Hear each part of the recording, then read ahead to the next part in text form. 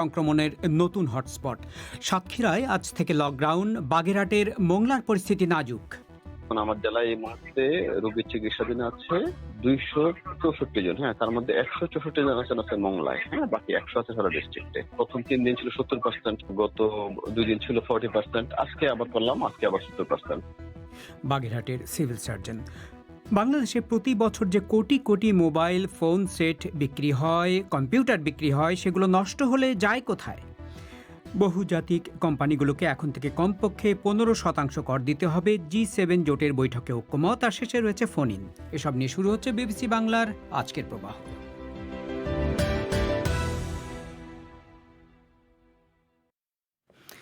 রেডিওর পাশাপাশি অনুষ্ঠান আপনারা লাইভ শুনতে পাচ্ছেন আমাদের ওয়েবসাইটে www.bbcbangla.com। আজকের প্রবাহে আপনাদের স্বাগত জানাচ্ছি, শাকিল আনোয়ার। শুরুতে আপনাদের জানিয়ে রাখি, আজকের প্রবাহের বড় একটি অংশ জুড়ে রয়েছে আপনাদের সরাসরি অংশগ্রহণে ফোন ইন। আজকের বিষয়, বাংলাদেশে নতুন অর্থ বছরের যে বাজেট 3রা জুন সংসদে প্রস্তাব করা হয়েছে, তা আপনার নিজের প্রতিদিনের জীবনযাপনকে কিভাবে প্রভাবিত করবে বলে আপনারা মনে করছেন? ফোন ইন কিছুক্ষণ পর। তার আগে অন্যান্য প্রসঙ্গ। সাতক্ষীরা, বাগেরহাট, খুলনা সহ বাংলাদেশের দক্ষিণ পশ্চিমাঞ্চলের কয়েকটি জেলা করোনা ভাইরাস সংক্রমণের নতুন হটস্পট হয়ে উঠছে। ভারতের সীমান্তবর্তী জেলা সাতক্ষীরার পরিস্থিতি সামাল দিতে আজ সন্ধ্যে থেকে সেখানে 7 দিনের বিশেষ লকডাউন কার্যকর করা হচ্ছে। বাগেরহাটের মোংলায় গত কয়েকদিন ধরে সংক্রমণের শতকরা হার 70 পৌঁছে গেছে, যা নিয়ে স্থানীয় স্বাস্থ্য কর্মকর্তারা উদ্বিগ্ন হয়ে পড়েছেন। বিভাগীয় শহর খুলনার পরিস্থিতিও উদ্বেগজনক হয়ে পড়ছে। বাংলাদেশের স্বাস্থ্য কর্মকর্তারা বলছেন যে সাম্প্রতিক সময়ে পরীক্ষিত নমুনার মধ্যে 80%ই করোনা ভাইরাসের ভারতীয় ভ্যারিয়েন্ট।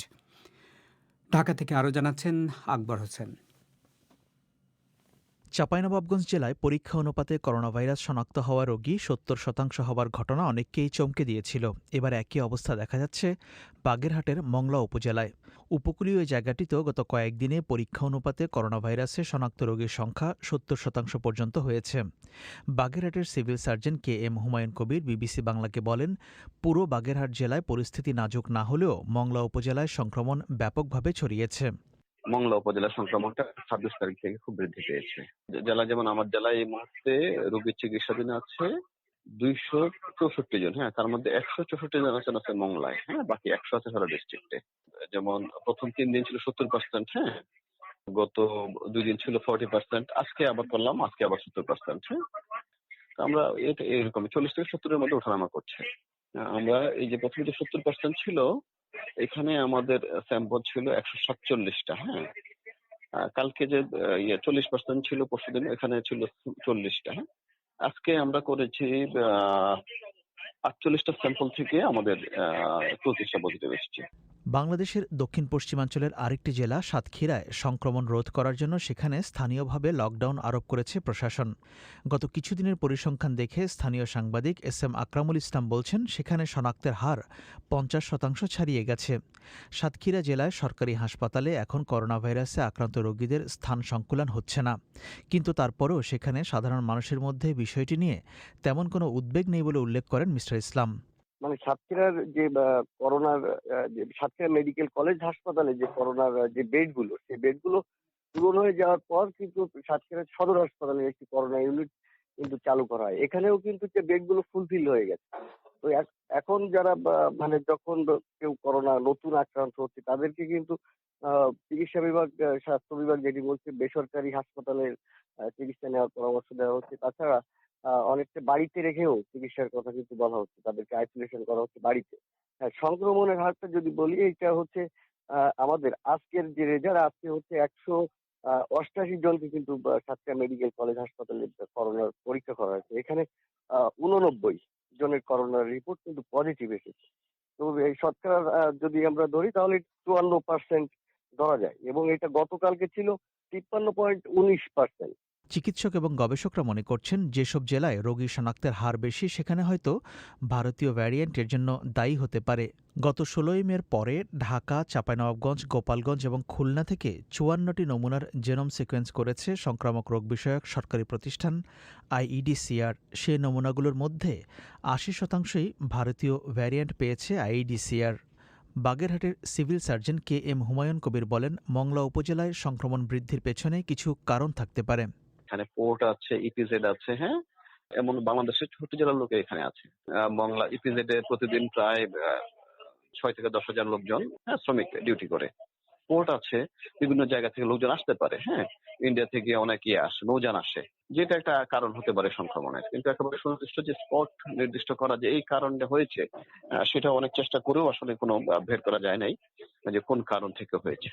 এদিকে স্বাস্থ্য মন্ত্রণালয় প্রতিদিন যে রিপোর্ট প্রকাশ করে সেখানে দেখা যাচ্ছে দেশজুড়ে শনাক্তের সংখ্যা এখন 11% ছাড়িয়েছে, অথচ 3 সপ্তাহ আগেও এটি 7% নেমে এসেছিল।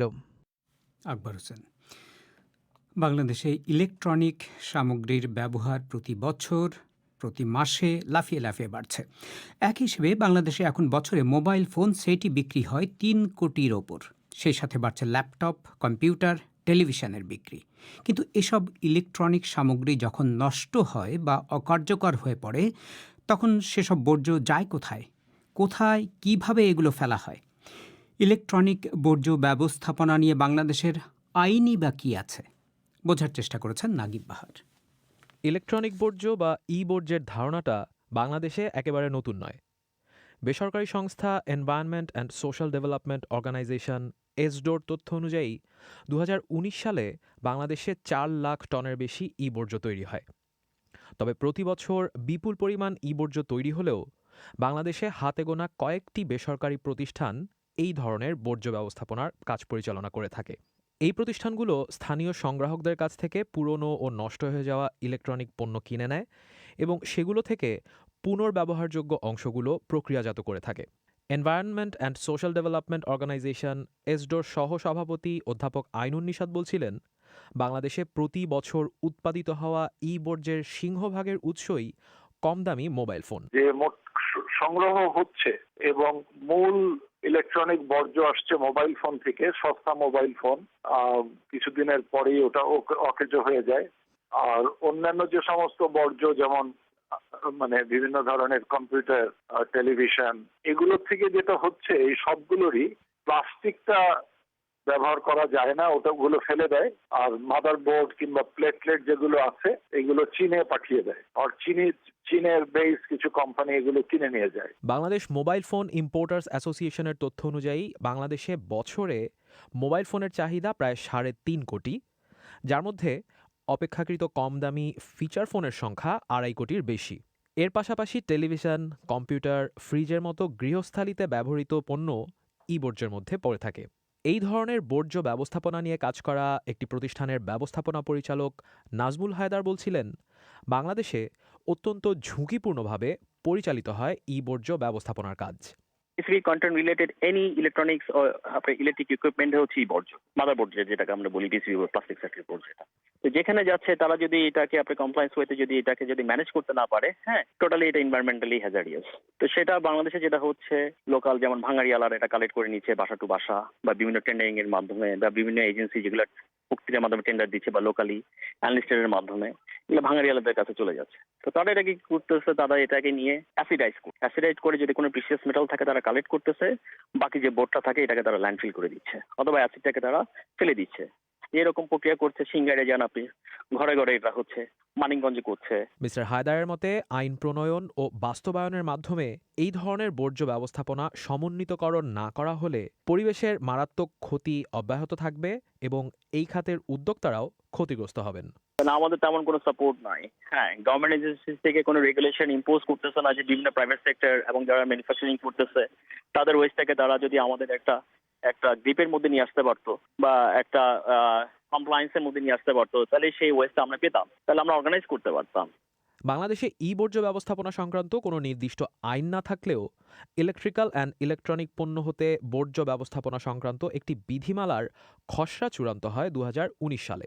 পরিবেশ, বন ও জলবায়ু পরিবর্তন মন্ত্রণালয়ের মন্ত্রী মোহাম্মদ শাহাবুদ্দিন আশা প্রকাশ করেন, মাস দুয়েকের মধ্যেই বিধিমালাটি চূড়ান্ত রূপে বাস্তবায়ন করা সম্ভব হবে। বিশ্বে উন্নত দেশগুলোতে মাথাপিছু ই বর্জ্য তৈরির হার উন্নয়নশীল ও অনুন্নত দেশের তুলনায় অপেক্ষাকৃত বেশি। বিশ্বব্যাপী ই বর্জ্য পর্যবেক্ষণকারী সংস্থা আইটিইউর পরিসংখ্যান অনুযায়ী 2019 সালে বাংলাদেশে মাথাপিছু ই বর্জ্য উৎপাদিত হয় প্রায় 1.2 KG. Naguib Bahar. Phone in একটু পরেই, তার আগে সংক্ষিপ্ত বিশ্ব সংবাদ মানসী বড়ুয়ার কাছে। বিশ্বের 7টি শীর্ষ ধনী দেশের জোট G7 বহুজাতিক কোম্পানিগুলো থেকে কর আদায়ের বিষয়ে একটি সমঝোতায় পৌঁছেছে।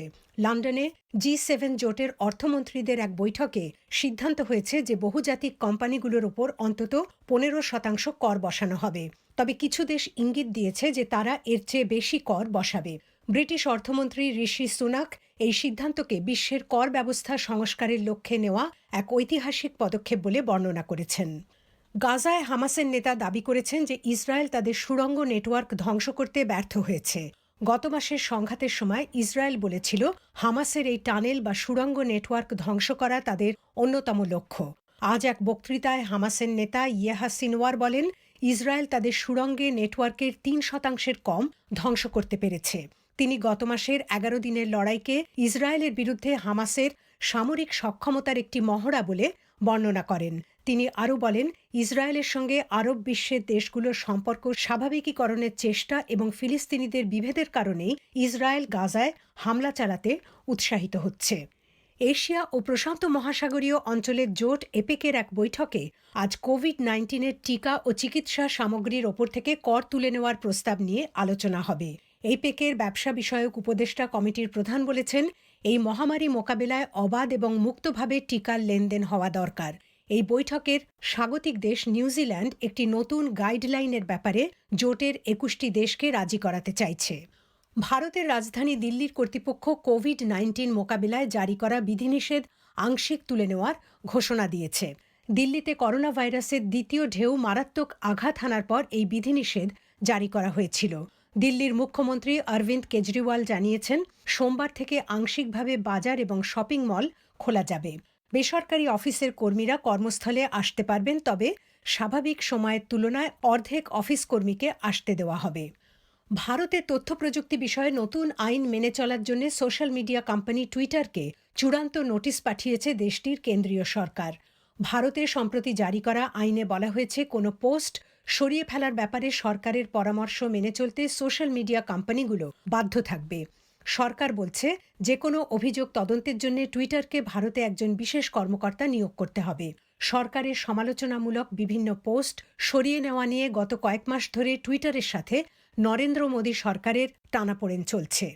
ওদিকে নাইজেরিয়ার টেলিফোন কোম্পানিগুলো বলছে, সরকারের নির্দেশনা মেনে তারা তাদের গ্রহীতাদের টুইটার ব্যবহার স্থগিত করে দিয়েছে। তবে নাইজেরিয়াতে এখনও কিছু ওয়াইফাই ব্যবস্থার মাধ্যমে টুইটারে ঢোকা যাচ্ছে। তাদের বিরুদ্ধে নাইজেরিয়ার সরকারের বৈরী আচরণে টুইটার কর্তৃপক্ষ উদ্বেগ প্রকাশ করেছে। তবে নাইজেরিয়ার তথ্যমন্ত্রী লাই মোহাম্মদ বলছেন, টুইটার ব্যবহার করে রাষ্ট্রের জন্য ক্ষতিকর তৎপরতা চালানো হচ্ছে। মানসী বড়ুয়া। আপনারা শুনছেন বিবিসি বাংলার সন্ধ্যাবেলার অধিবেশন প্রবাহ। এবারে ফোন ইন আপনাদের নিয়ে যাচ্ছি ঢাকার স্টুডিওতে। আকবর হোসেন রয়েছেন সেখানে। শাকিল, ধন্যবাদ আপনাকে।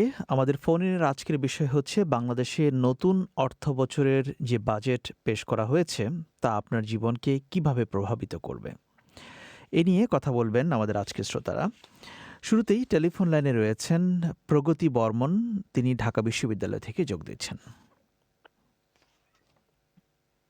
সবাইকে স্বাগতম। এই যে বাজেটটা এবার হলো স্বাধীনতার 50 বছর পূর্তিতে, বিশাল বাজেট, 6,03,681 কোটি টাকার আমাদের বাজেট। কিন্তু আমরা খুবই দুঃখের সাথে লক্ষ্য করলাম যেটা করোনাকালীন আমাদের যে শিক্ষার্থীদের অবস্থা, সেই শিক্ষার্থীদের অবস্থার উন্নয়নে এখানে কিন্তু বিশেষ কোনো বরাদ্দ দেওয়া হয়নি। বা আমরা যদি খেয়াল করি, যারা আমাদের দেশে বেকার আছেন বা চাকরি খুঁজছেন, সেই মানুষরাও খুব ভালো অবস্থানে নেই। আমরা বিভিন্ন পরিসংখ্যানে দেখব, বাংলাদেশে ঢাকার মানুষজন যারা ঢাকায় কাজ করতেন, পরিবার সহ বসবাস করতেন, তারা তাদের অর্থনৈতিক অবস্থার অবনতির জন্য কিন্তু ঢাকা শহর ছেড়ে চলে যাচ্ছেন। তো এই যে নিম্নবিত্ত, মধ্যবিত্ত, সাধারণ যে মানুষরা আছেন এবং দরিদ্র যে মানুষরা আছেন, তাদের জন্য কিন্তু এই বাজেটে খুব বেশি কিছু নেই। আপনারা আজকে খেয়াল করলে দেখবেন যে আজকে প্রথম আলোর একটা রিপোর্ট এসছে, বাজেটটা হয়েছে ব্যবসায়ীদের জন্য। তাহলে বাংলাদেশে কি ব্যবসায়ীরাই শুধু বসবাস করে? বাংলাদেশ তো পুরো সাধারণ মানুষরাও আছেন, যে এই ব্যবসায়ীদের বাইরে বিশাল একটা সেক্টর, যারাই এখানকার প্রধান ক্রেতা বলতে পারি আমরা ব্যবসায়ীদের। তো এদের হাতে যদি টাকা পয়সা না থাকে তাহলে আসলে এই বাজেটের মধ্য দিয়ে এই সাধারণ মানুষদের উন্নয়নের জন্য আমরা কি করলাম। আরেকটা ছোট্ট বিষয় একটু বলে আমার কথা আমি শেষ করব, সেটা হচ্ছে যে আমরা উন্নয়ন শব্দটাকে আসলে কি অর্থে বুঝি। উন্নয়ন কি শুধু কতিপয় মানুষের উন্নয়ন? উন্নয়ন তো হওয়া উচিত সবার। এখানে মানুষের জীবনযাত্রার মান বাড়ছে কিনা সার্বিকভাবে সামগ্রিকভাবে সেই দিকে যদি আমি নজর দিই তাহলে এই শুধুমাত্র আমরা কিছু বড় বড় স্থাপনা তৈরি করলাম, উন্নয়ন করলাম, সেটাকে যদি উন্নয়ন বলে আখ্যা দিই সেটা কিন্তু হবে না। তো আমরা পরিসংখ্যানগুলো এবং বাংলাদেশের যে পত্র পত্রিকা আছে এগুলোতে অহরহ এই নিউজগুলো কিন্তু প্রকাশিত হচ্ছে আচ্ছা। যে বাংলাদেশের সাধারণ মানুষের অবস্থা খুব একটা ভালো নেই। তারা অনেক দুঃখ কষ্টের মধ্যে আছে। তাদের দিন খাওয়া অবস্থা যে মানুষগুলো, তারাও লকডাউনের মধ্যে ক্ষতিগ্রস্ত হয়েছেন। গত 1.5 বছর যাবত এই পরিস্থিতিটা কিন্তু আরো ভয়ানক ভাবে মানে আপনি সেটাকে খারাপের দিকেই গেছে। মানে তো ওইটাকে সেই মোকাবেলা করার জন্য বাজেটে সেরকম কিছু আপনি দেখেননি, এই তো? হুম। জি, আমার প্রত্যাশাও যা ছিল সেই অনুযায়ী আমি এই বাজেটে ইতিবাচক কোনো ফলাফল দেখতে পাচ্ছি না আচ্ছা, সাধারণ মানুষদের জন্য। ধন্যবাদ আপনাকে প্রগতি বর্মন। এবারে সালমা পারভিন রংপুর থেকে কথা বলবেন। জি, সালমা পারভিন বলুন। বড় লোকরা আর ধনী গরিবকে আরো গরিব করা, মধ্যবিত্ত যারা থাকছে তারা আরো গরিব হবে। এই এই করোনা টাইমে যে মানুষের জীবনযাত্রা যে এত সমস্যা হয়েছে, কিন্তু কিছু 2,500 টাকা করে দিচ্ছে মানুষের কি প্রতিদিন খাওয়া লাগে, কিন্তু 2,500 টাকা তো কোনো হয় না। আর সরকার যে এটা বলছে যে এখনই বাজেট শুরু না হয়েছে পেঁয়াজের দাম 30 টাকা কেজি, পেঁয়াজ 60 টাকা কেজি হয়েছে, চিনির দাম বেড়ে গেছে। তা আর কৃষি খাতে কোনটা বরাদ্দ করছে? যোগাযোগ খাতে। মানুষ যদি নাই বাঁচে তাহলে যোগাযোগ দিয়ে কি করবে? মানুষের আগে বাঁচার দরকার, তারপরে তো যোগাযোগ খাত দরকার। এটা বাজেট তো ধনীকে ধনী করছে, গরিবকে আরো গরিব করছে। এর বাজেট আমার মনে হয় যে হয় নাই। আচ্ছা, ধন্যবাদ আপনাকে সালমা পারভিন আপনার মতামতের জন্য। এবারে খায়রুল বাশার কুমিল্লা থেকে যোগ দেবেন। এ বিষয়ে আমার অভিমত হচ্ছে বর্তমান সরকার এই বছরের বাজেটে যে আপনার যে পরিকল্পনা করে এটা পেশ করছে সেটা আমাদের সাধারণ জনগণের জন্য আমার দৃষ্টিকোণ থেকে এটা সম্পূর্ণভাবে অসঙ্গতিপূর্ণ বলে মনে করি কিছু কিছু দিক থেকে। যেমন আপনার আমি যেটা দেখতে পাচ্ছি, গত কিছুদিন আগে আমরা দেখলাম যে গভর্নমেন্ট আপনার একটা অর্ডিন্যান্স চালু করলো যে আপনার দেশের মধ্যে যারা বেশি টাকার মালিক, অর্থাৎ তারা আপনার যেভাবে হোক ইনকাম করছে, আপনার সে 100 কোটি টাকার মালিক হোক, 1000 কোটি টাকার মালিক হোক, তাকে গভর্নমেন্টকে আপনার এটার উপরে 10% বা কালো টাকা একটা সাদা করার সুযোগ দিয়েছে। সাদা করার জন্য, এটার জন্য আপনার দুর্নীতিটাকে আপনার উস্কে দেওয়া হইলে প্রত্যেকটা মানুষ তার একটা আপনার দুর্নীতি করার জন্য সে উৎসাহিত হইলে, এটাও একটা বিষয়। আরেকটা বিষয় আপনি দেখেন, আমার বয়সটা এখন 52 বছর চলতেছে। আপনি দেখেন আমার জন্মের পর থেকে আমি শুনেছি শুধু জমিনের উপরে ট্যাক্স নেই। অর্থাৎ গভর্নমেন্ট যখন যেখানে রাস্তাঘাট বা শিল্প কারখানা এনিহাউ যে কোনো কিছু গভর্নমেন্টের প্রয়োজনে সেটা জনগণ থেকে ন্যায্য মূল্যে খরিদ করবে, এখন এটার উপরে ট্যাক্স নিচ্ছে। কিন্তু এখন যে বিষয়টা ঘটতেছে, এখন সরকার আপনার বসত ঘরের উপরে ট্যাক্স দিচ্ছে। কিন্তু এখানে আমার প্রশ্ন হলো, বসত ঘরটা হয়তো আমার নিজের ব্যক্তিগত টাকা, জমি বেচা টাকা, গাছ বেচা টাকা, আমার মেয়ের জামাইয়ের টাকা, অথবা আমি কোনো লেবার, আমি শ্রমিক, আমার টাকা দিয়ে আমি এই ঘরটা করছি, টিনের ঘর হোক, মাটির ঘর হোক, যে কোনো ঘরে হোক, কিন্তু এটার উপরে গভর্নমেন্ট আপনার ট্যাক্স আরোপ করছে। অথচ বিপরীতে দেখা গেছে আপনার গভর্নমেন্ট আপনার এই যে দেখেন আপনার সরকারি কর্মকর্তাদের বেতন প্রায় দ্বিগুণ করে দিছে, অর্থাৎ যেটার কোনো প্রয়োজন ছিল না। আবার দেখা যায় আপনার মুক্তিযোদ্ধাদের আপনার বেতন ভাতা গত সময় যেটা আমরা দেখতে পাইছি 10,000 থেকে 12,000, এখন নাকি আবার 20,000 টাকা বর্ধিত করার জন্য সুপারিশ করা হয়েছে। কিন্তু সাধারণ মানুষের কি উপায়? আজকে আপনি দেখেন, আজকে প্রায় 2 বছর হয়ে যাবে, প্রায় 1.5-2 বছরের মতো হয়ে যাচ্ছে এই যে করোনা। 2 বছর হবে না, কিছু সময় কম। আমরা সবাই কিন্তু সারা দেশের মানুষ, বাংলাদেশের মানুষ, আমরা দুমুক্ত খেয়ে বেঁচে পড়ার তাগিদেই আমরা কিন্তু চেষ্টা করতেছি। আপনি দেখেন সাধারণ যানবাহন, আপনি কি এই বাজেটে আপনার জন্য ইতিবাচক কোনো কিছুই পাননি? না, ইতিবাচক বলতে আমি মোটামুটি কিছুই পাইনি। যেমন আপনি বিভিন্ন দ্রব্যমূল্যের উপরে গভর্নমেন্ট বিদেশ থেকে আনতে হলে এটার উপরে ট্যাক্স আরোপ করছে, সেটার প্রভাব আমার উপরে পড়তেছে। যেমন কয়েকদিন আগে আমি 2-3 দিন আগে পেঁয়াজের মূল্য দেখলাম আপনার 30 থেকে 35 টাকা, আজকে যে শুনি আপনার 55 থেকে 60 টাকা। সরিষার তেল আমি কিনলাম 35 টাকা, আজকে যে শুনি আপনার 180 টাকা। আমি 180 টাকা দিয়ে একটা পলিথিনে করে আপনার 1 কেজি সরিষার তেল নিয়ে আসলাম, গাড়িতে উঠতেছি, বলতেছে আপনার গ্যাসের দাম বৃদ্ধি। বিদ্যুতের বিষয়ে আপনার ইউনিট আপনার বাড়াই দিছে, প্রত্যেকটা বিষয়ে। অর্থাৎ এই টাকাগুলো আসবে কোত্থেকে? আরেকটা বিষয় হচ্ছে আপনার প্রত্যেকটা আপনার উপজেলাতে আপনার, আমার জীবনে আমি কোনোদিন শুনি নাই বাংলাদেশ স্বাধীন হবার পরে যে টিউন অফিসে আপনার আনসার নিযুক্ত করা। যে সরকার তার প্রশাসনিক পদক্ষেপ নিতে পারে, কিন্তু আপনি মনে করছেন যে এগুলো আপনার জীবনকে মারাত্মকভাবে প্রভাবিত করছে অর্থনৈতিক দিক থেকে, এটাই তো অর্থনৈতিক দিক থেকে প্রত্যেকটার উপরে প্রত্যেকটার আপনার এটা প্রভাব তো আমাদের উপরে আসছে। জি, ধন্যবাদ আপনাকে মিস্টার খায়রুল বাশার আপনার মতামতের জন্য। এবারে কথা বলবেন তানজিলা, না দুঃখিত, অড্রি ডি সিলভা, তিনি ঢাকা থেকে। জি, আমি সিলভা, হ্যাঁ বলুন, আমার একটু সংক্ষেপে ক্ষেত্রে যদি বলবেন। বলি, হ্যাঁ, শুনতে পাচ্ছেন? হ্যালো, শুনতে পাচ্ছি, জি, সংক্ষেপে আপনার মতামতটি দেবেন। জি। আমার আমার ক্ষেত্রে আমি বলতে চাচ্ছি যে এটা যে আমরা যারা প্রাইভেট সেক্টরে জব করছি বা আমরা যারা হচ্ছে গভর্নমেন্ট রিলেটেড কোনো হচ্ছে জবের সাথে নেই, তাদের জন্য আসলে বর্তমানে যে বাজেটটা ক্রিয়েট করা হয়েছে এটা একটু আমাদের জন্য হলো কষ্টসাধ্যের মধ্যে পড়ে যাচ্ছে।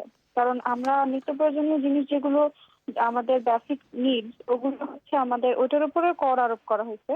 তো তার জন্য দেখা যাচ্ছে যে আমাদের তো বেতন বাড়ছে না। আমাদের বেতন হয়তো বা বছরে কিন্তু মিস একবার সিলভা, বাড়ছে, এটা তো ঠিক বা যে তারপরও বছর বাড়ছে না। কর তো লাগবে না, ট্যাক্স তো দিতে হবে, ট্যাক্স না কর দিলে লাগবে সরকার অবশ্যই, চলবে কি করে? কিন্তু এখন যদি হ্যাঁ সেটা লাগবে অবশ্যই, কিন্তু এখন যদি যেরকম আমি যেটা দেখলাম, আমি নর্মাল সবকিছু বাদ দিলাম, দুইটা জিনিস বলি। এখন গাড়ির ট্যাক্স কমিয়ে দেওয়া হয়েছে এবং মাংসের এবং নিত্য প্রয়োজনীয় শাকসবজির উপরে হচ্ছে গিয়ে দাম বৃদ্ধি হয়েছে। তো আমার তো গাড়ি না লাগলেও আমি হেঁটে চলে বেড়াতে পারছি, যেতে পারছি, কিন্তু আমি যেটা খাবো সেটা খাওয়ার ক্ষেত্রেও যদি আমাকে এত টাকা বাড়তি করে কিনে খেতে হয়, তাহলে আমি আসলে আমরা সার্ভাইভ করব কিভাবে? সার্ভাইভ করার জন্য তো একটা আমাদের জন্য বেসিক যে নিডস গুলো আছে সেগুলো যদি তারা করের কম রেখে যদি হচ্ছে আদার্স যেগুলো আছে সেগুলো যদি হচ্ছে করটা বাড়িয়ে দিত, তাহলে তো আমাদের যারা মিডল ক্লাস ফ্যামিলি তাদের জন্য ভালো হতো। আচ্ছা, কারণ ধন্যবাদ। হ্যাঁ, শেষ করুন। হ্যাঁ, মিস সিলভা। যারা হচ্ছে রিচ ফ্যামিলি বা যারা হচ্ছে খুব বিজনেসম্যান, যারা তাদের ট্যাক্স এখন আবার কমে এসেছে কারণ তাদের কোম্পানি খুলেছে, দ্যাটস ওয়াই, ঠিক আছে, কিন্তু এর জন্য কিন্তু আমরা কোনো বেনিফিটেড হচ্ছি না। কারণ যারা হচ্ছে লোয়ার ক্লাস এবং মিডল আপার ক্লাস, এদের মাঝখানে যারা, তারা ভোগান্তিতে পড়ে গেছে। আচ্ছা, ধন্যবাদ আপনাকে মিস সিলভা আপনার মতামতের জন্য। এবারে তানজিলা সাহারা পটুয়াখালী থেকে যোগ দেবেন।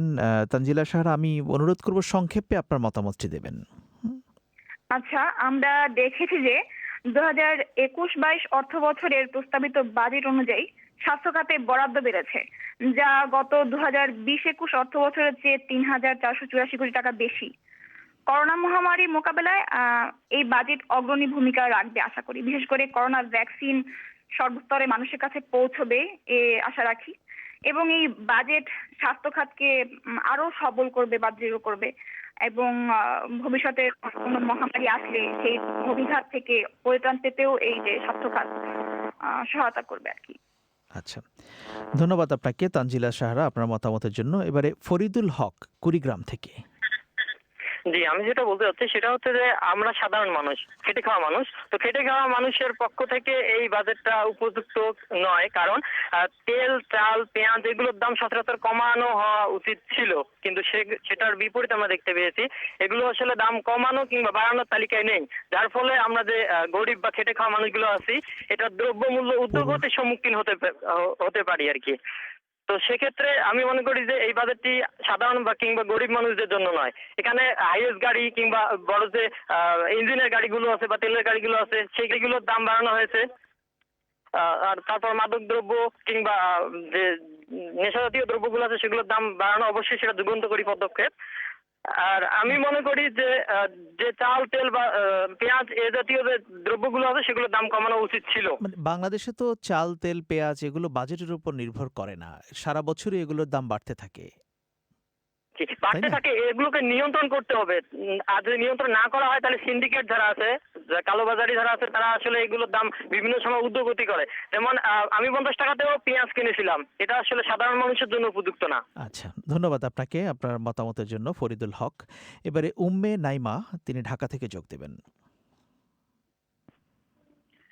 জি, আসলে সরকারের দিক থেকে হয়তো বাজেট জনবান্ধব, কিন্তু আমি একজন বেকার হিসেবে বলতে পারি এই বাজেট আমার কোনো উপকারী হবে না। এই বাজেটে যদি সরকার বেকারদের প্রণোদনা হিসেবে 32 বছর করতো তাহলে হয়তো একটা আশা থাকতো। আর সবচেয়ে বড় ব্যাপার হচ্ছে যে ভোগ্যপণ্য দাম যদি সরকার নিয়ন্ত্রণে রাখতো, মানে সেটা ভর্তুকি দিয়ে হলেও, তাহলে এই বাজেটটা মানে জনবান্ধব হতো। কারণ আগে যদি আমি খেয়ে না বাঁচতে পারি, আমার যোগাযোগ দিয়ে কি হবে? আমি যদি ঠিক মতো ট্রিটমেন্ট না পাই তাহলে আমার হচ্ছে মানে যোগাযোগ দিয়ে আমার কোনো লাভ নেই তো, ঠিক আছে? এজন্য আমার মনে হয় না এই বাজেটে আমি কোনো উপকার পাবো। আচ্ছা, ধন্যবাদ আপনাকে উম্মে নাইমা আপনার মতামতের জন্য। এবারে শাহজালাল খান ঢাকা থেকে যোগ দেবেন। আসলে বাজেটটা তো আমরা প্রতিবারই এই জুন মাসে দেখে আসতেছি দীর্ঘ সময় পর্যন্ত। তো এই বাজেটটার দ্বারা তো সবসময় যেটা সরকার করে বাজেট, এটা তো শুধু আওয়ামী লীগ সরকারি যে এই বাজেটটা করতেছে তা না, বিএনপিও তো এরকম বাজেট করবে, অন্য সংগঠন যদি দল ক্ষমতা আসে তারাও করবে। কিন্তু তারা যেই প্রতিশ্রুতি দিয়া এই দেশের রাষ্ট্র ক্ষমতায় আসে সেই প্রতিশ্রুতিটা কিন্তু তারা আমাদের রাখে না। কারণ হলো জনদরদি যে একটা কথা বলা হয় প্রতিটা নির্বাচনে আপনার স্থানীয় একদম আপনি কি একটু সুনির্দিষ্ট উদাহরণ দিয়ে বলতে পারেন মিস্টার শাহজালাল খান যে কোন জায়গাটা বাজেটের আপনার কাছে মনে হয়েছে ভালো কিংবা খারাপ আপনার দৃষ্টিতে, আপনার জীবনকে প্রভাবিত করবে? আসলে দেখেন, এই যে আপনি মোবাইল ফোনের বিষয়টাই দেখেন, যে মোবাইল ফোনে আগে যে আমরা কয়েক বছর আগেও 10 টাকায় আপনার 27 মিনিট 29 মিনিট কথা বলতে পারতাম। এখন বর্তমানে আপনি যদি 10 টাকা দিয়ে কথা বলতে চান তাহলে 10 মিনিট 12 মিনিট থেকে 14 মিনিট পর্যন্ত আপনি কথা বলতে পারবেন। তো দেখেন, আমরা নাগরিক যে সুবিধাটা বা সরকারের কাছে আমরা সাধারণ যারা মানুষ যে আশাটা করি বা রাষ্ট্রের কাছে যে আশাটা করি, চাহিদার আমাদের থাকে, সেই আশা চাহিদা থেকে কিন্তু আমরা সম্পূর্ণ বঞ্চিত। কিন্তু এটার দ্বারা ফায়দা লুটতেছে কারা? যে তেল মাথায় আরো তেল দেওয়া হইতেছে, মারারে আরো মারা হইতেছে, আর জাতারে আরো জাতানো হইতেছে, আর তেল মাথায় আরো বেশি তেল দেওয়া হইতেছে। আর যার মাথায় নাই তুই না দিয়েই এইভাবে থাক, এরকমের একটা বিষয় আর কি। একজন সাধারণ মানুষ থেকে নিয়ে আপনি সর্বোচ্চ পর্যায়ের মানুষ দেখেন, যেমন কালা টাকাগুলাকে বরং সাদা করার আর কি একটা সুযোগ দেওয়া হইতেছে। এটা শুধু আমি কিন্তু এই সরকারই এই দোষটা দেবো না, এটা যে সরকারি ক্ষমতায় আসে কিন্তু জনদরদি যে একটা কথা বলে আসে, আপনি মনে করছেন যে সেটা হয় না, সেইটা আমাদের আসলে থাকে না। আমার কথাটা হইলো আমরা 16 কোটি বা 18 কোটি দেশের মানুষ, আমাদেরও মানে সাধারণ মানুষই তো বেশি প্রভাবশালী বা ধনাঢ্য ব্যক্তি। খান, ধন্যবাদ আপনাকে এখানে থামাতে হচ্ছে আপনার মতামতের জন্য। এরপরে কথা বলবেন সুমি সাবরিন স্নেহা শরীয়তপুর থেকে। স্নেহা, খুব সংক্ষেপে আপনার মতামতটি দেবেন। হ্যাঁ, আসলে আমি এই বাজেট সম্পর্কে আগ্রহী না, কারণ আমরা হচ্ছি সাধারণ ক্রেতা। বাজারের দ্রব্যমূল্যাদি কখন কি হারে কি হয়, কখন ঊর্ধ্বগতি কখন নিম্নগতি, সেটা একমাত্র সরকারই জানে। সরকার যখন যেই মূল্যে যে জিনিস কিনতে বলবে আমাদের ওই মূল্যেই কিনতে হবে। এখন ধরেন বর্তমানে বাজারে আলুর কেজি আছে 20 টাকা। এখন আমি 2-3 দিন পর যদি যাই তখন হয়তো বা বাজারে দেখতে পাবো যে আলুর কেজি 30 টাকা থেকে বা 35 টাকা।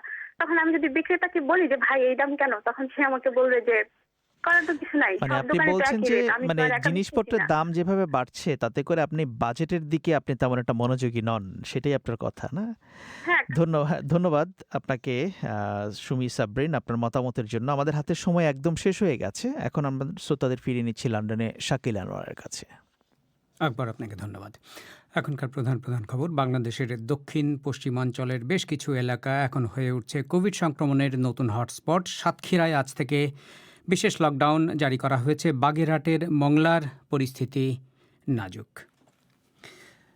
বাজেট সম্পর্কে একটি বিশেষ আলোচনা শুনবেন আমাদের রাতের অধিবেশন পরিক্রমায়। বাংলাদেশের সময় রাত 10:30টায়, ভারতের রাত 10টায় শুনবেন আশা করে। আমি শাকিল আনোয়ার এখনকার মতো এখানেই বিদায় চাইছি।